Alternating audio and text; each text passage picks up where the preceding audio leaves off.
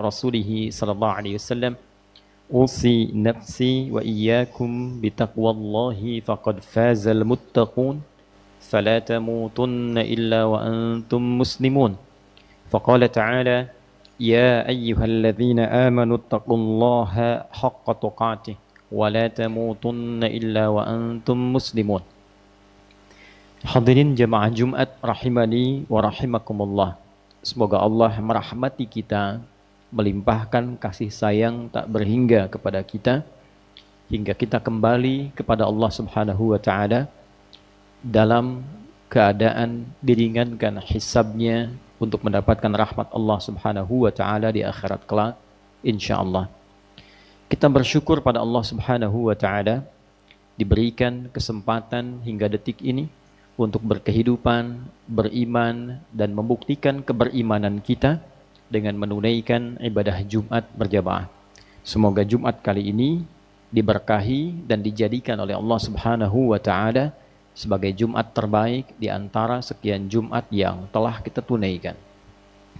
Hadirin, tanpa terasa Jumat ini menjadi Jumat terakhir di bulan Dzulqa'dah, bulan ke-11 tahun 1445 Hijrah.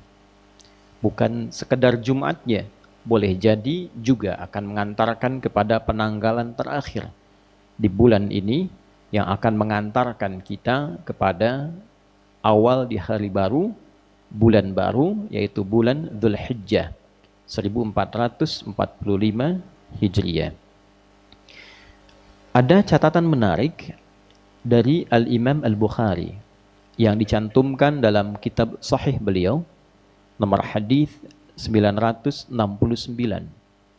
yang catatan ini tersambung pada riwayat hadis sahih dari sahabat utama Abdullah bin Abbas radhiyallahu taala anhuma.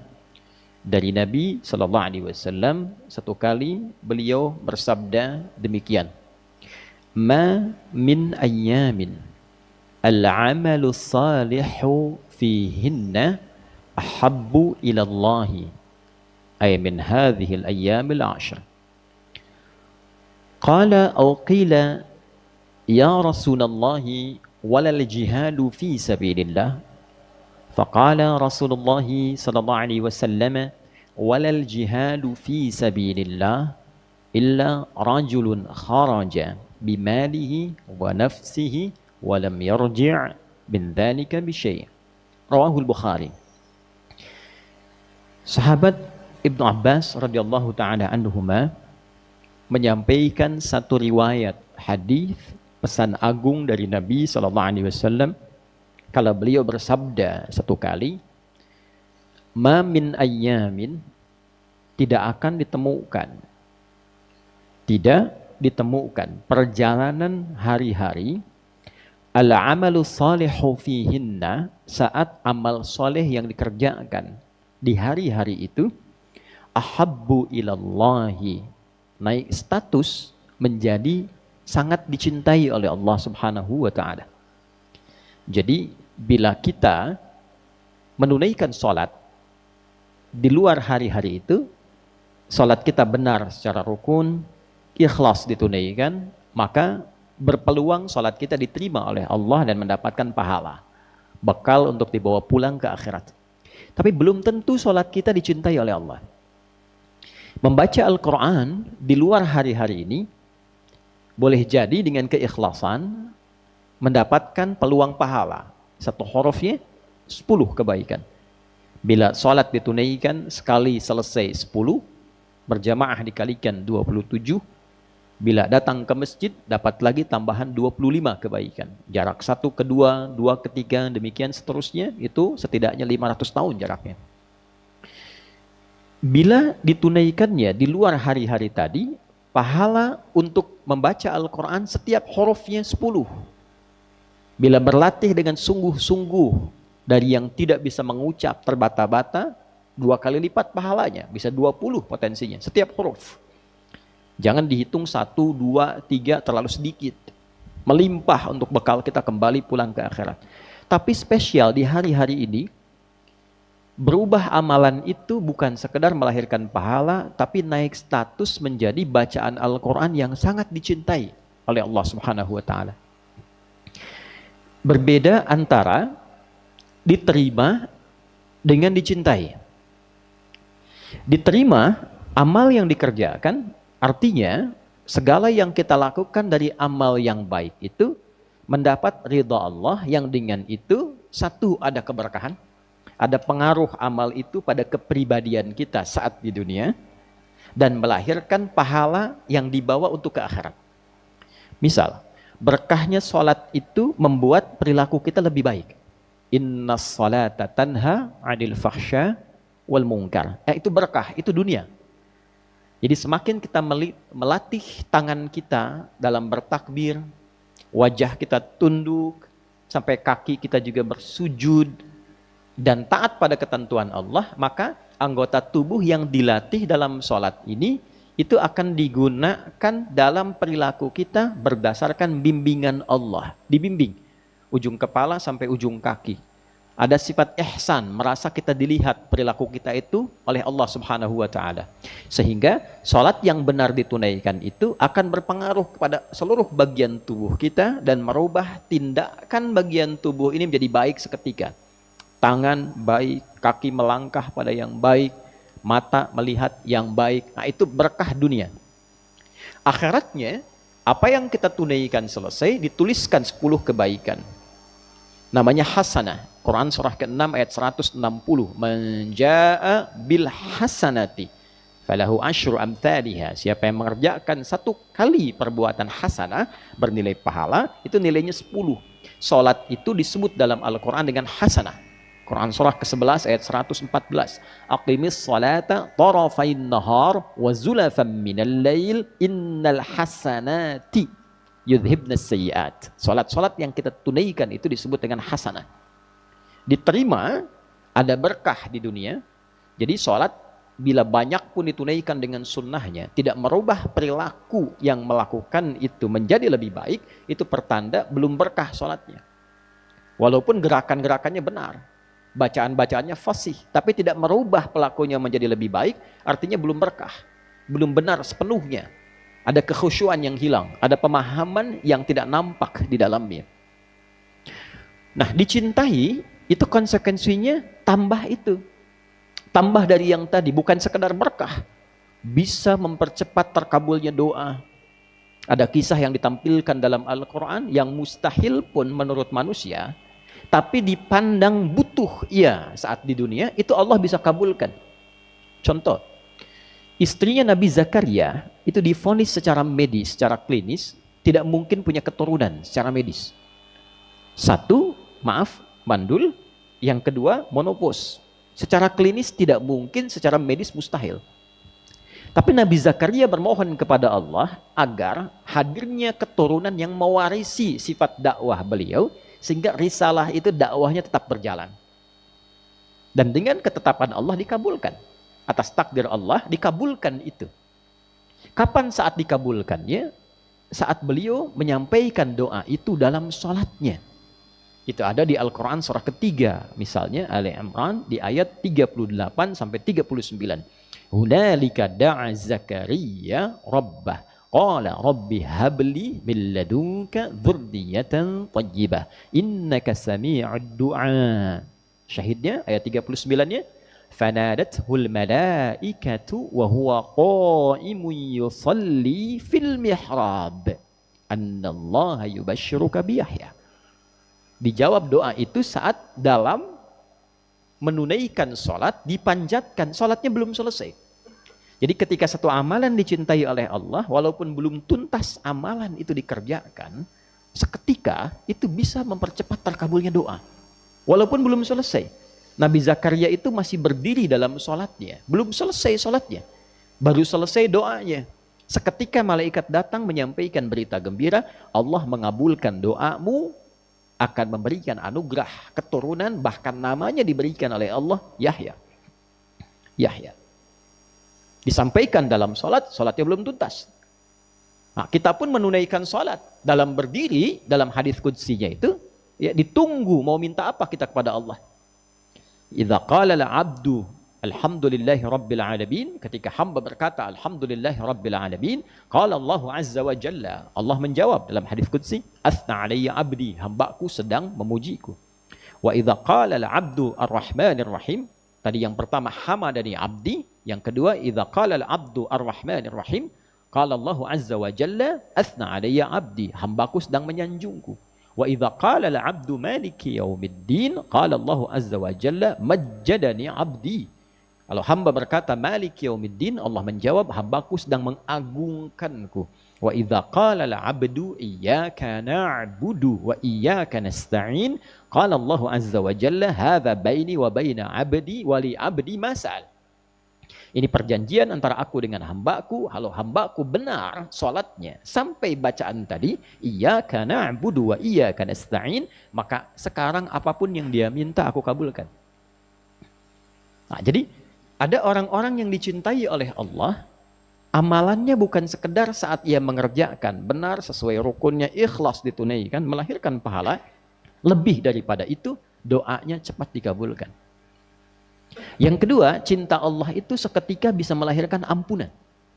Jadi ketika satu amalan menghadirkan cinta Allah, seketika itu amal dimaksud bisa menggugurkan dosa-dosa yang pernah dikerjakan oleh pelakunya. Baca Al-Quran, sampai di bacaan taubat, innamat taubatu 'ala Allahi lilladzina ya'maluna as-su'a bijahalatin thumma yatubuna min qarib. An-Nisa ayat 17 itu misalnya. Lalu mengalir air mata kita, dibacakan di hari-hari itu seketika turun ampunan Allah menggugurkan dosa-dosa yang pernah ia kerjakan. Itulah cinta Allah. Ketika Allah mencintai seorang hamba, salah satu korelasinya adalah pemberian ampunan tanpa batas. Quran surah ketiga Ali Imran ayat 31 misalnya. Qul in kuntum tuhibbunallaha fattabi'uni yuhibbukumullahu wa yaghfir lakum dzunubakum. Ketika Allah mencintai seorang hamba yang diberikan oleh Allah, wa yaghfir lakum dzunubakum, dan mengampuni dosa-dosa yang kalian pernah kerjakan, maka cintanya turun berupa rahmat. Nah, ketika rahmat disebutkan dalam Al-Quran, ternyata di Quran surah 39 Az-Zumar ayat 53 itu beririsan juga dengan ampunan dari dosa yang begitu banyak melimpah. Qul ya ibadiyalladzina asrafu ala anfusihim la taqnatu min rahmatillah. Katakan Muhammad, hai hamba-hambaku yang merasa banyak berbuat dosa dalam hidupnya dan berlebih dosanya terlampau banyak, jangan simpulkan tak ada ampunan. Kata Allah, jangan putus asa dari rahmatku. Ketika rahmat diberikan dari cinta Allah, innallaha yaghfirudz dzunuba jami'a. Seluruh dosa yang kau kerjakan, aku ampuni, kata Allah. Jadi ketika cinta diturunkan, ketika cinta dihadirkan, maka doa cepat dikabulkan, dosa diampuni, dan anugerah datang begitu berlimpah. Hari-hari itu tibanya di 10 hari pertama di bulan Dzulhijjah, min hadzal ayyamil 'ashr, yaitu 10 hari pertama di bulan Dzulhijjah. Seorang sahabat mengkonfirmasi, walal jihadu fi sabilillah, ya Rasulullah, bagaimana status jihad fi sabilillah? Apakah mengungguli juga 10 hari di awal Dzulhijjah ini? Semua amal saleh yang dikerjakan 10 awal Dzulhijjah ini, kata Nabi, walal jihadu fi sabilillah, bahkan jihad fi sabilillah pun tak mampu menandingi amal saleh di 10 hari pertama bulan Dzulhijjah ini, illa kecuali satu saja jenis jihad. Nah, jadi jihad ini ada banyak tingkatan. Ya, jihad orang tua, suami mencari nafkah demi istri, itu jihadnya. Istri merawat anak-anak, itu jihad. Dari mengandung, melahirkan, itu jihadnya. Ya. Guru mengajar pelajaran agama ikhlas supaya anaknya yang dia ajar itu dekat dengan Allah, itu jihad. Anak belajar masuk sekolah di sini, belajar supaya kenal Allah, taat pada Allah, itu jihad. Bahkan turun ayatnya dalam suasana jihad. Quran surah 9 ayat 122.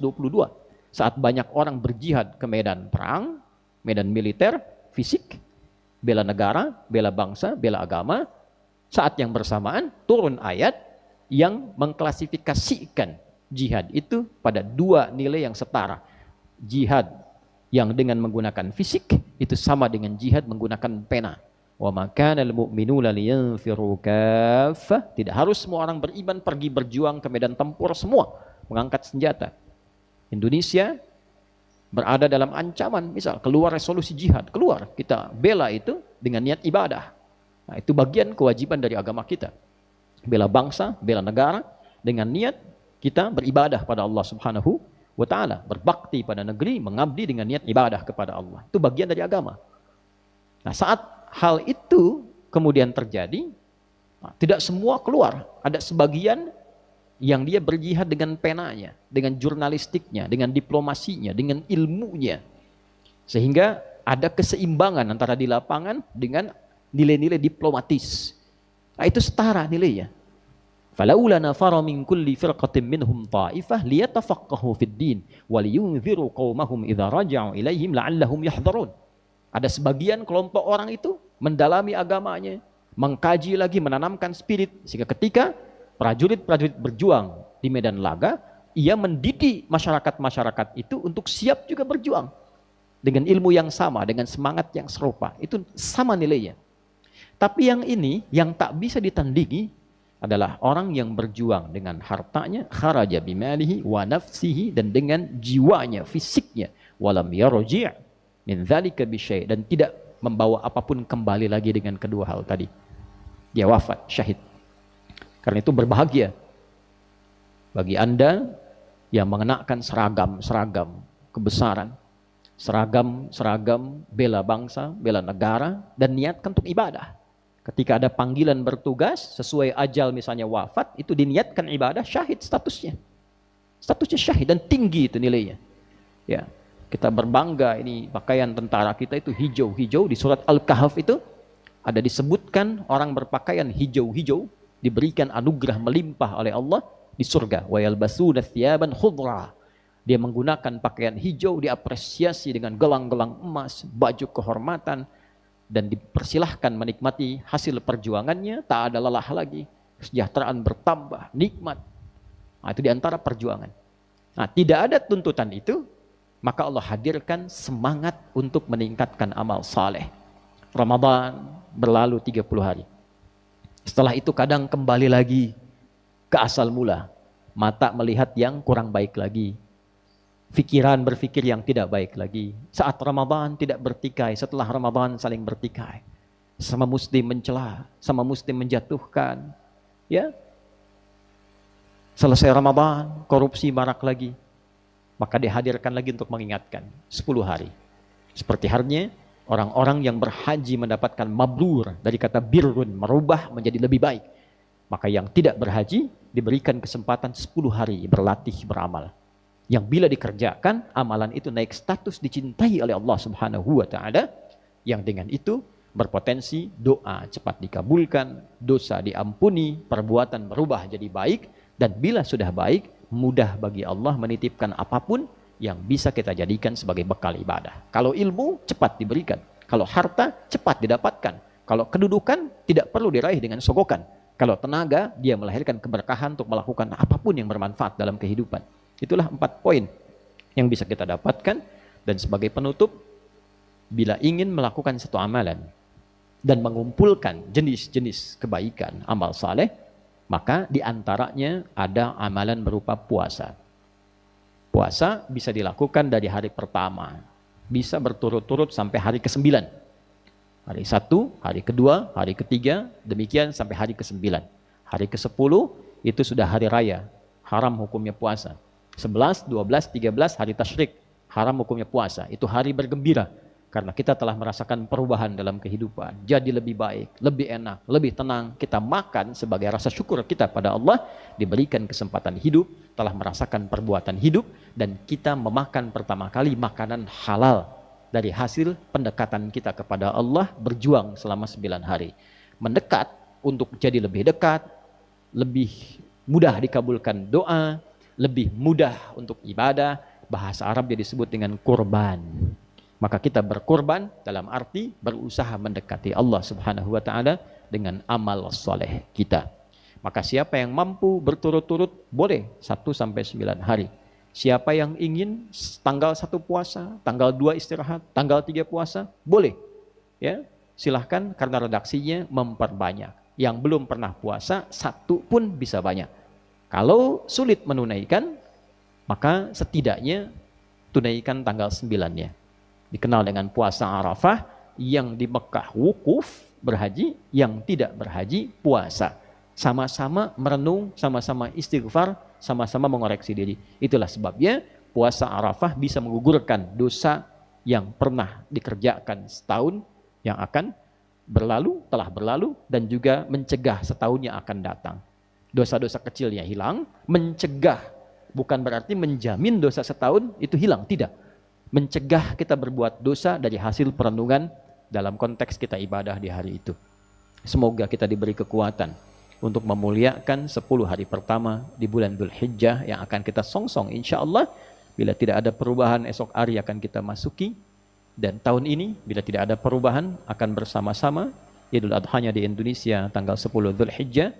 Boleh jadi bersamaan dengan 17 Juni di hari Senin 2024 Masehi. Semoga Allah memberikan kemudahan pada kita, kenyamanan pada kita untuk beribadah, merubah diri kita supaya bisa menjadi hamba dan pribadi yang lebih baik, dimuliakan oleh Allah, dan kembali dalam keadaan yang dekat dan ringan hisabnya di hadapan Allah Subhanahu wa taala. Barakallahu li wa lakum fil Qur'anil azim wa nafa'ani wa iyyakum bima fihi minal ayati wadh-dhikril hakim wa taqabbala minni wa minkum tilawatahu innahu huwas samiul alim. Ud'ullaha yastajib lana wa lakum jami'an.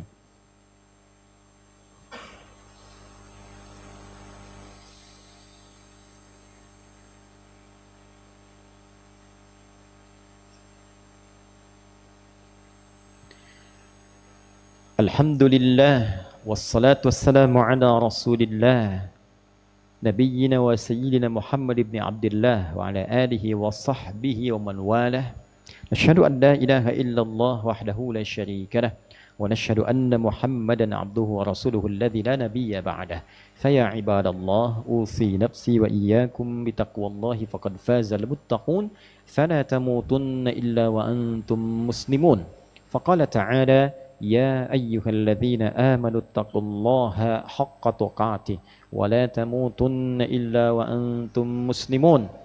وقال إن الله وملائكته يصلون على النبي يا أيها الذين آمنوا صلوا عليه وسلموا تسليما.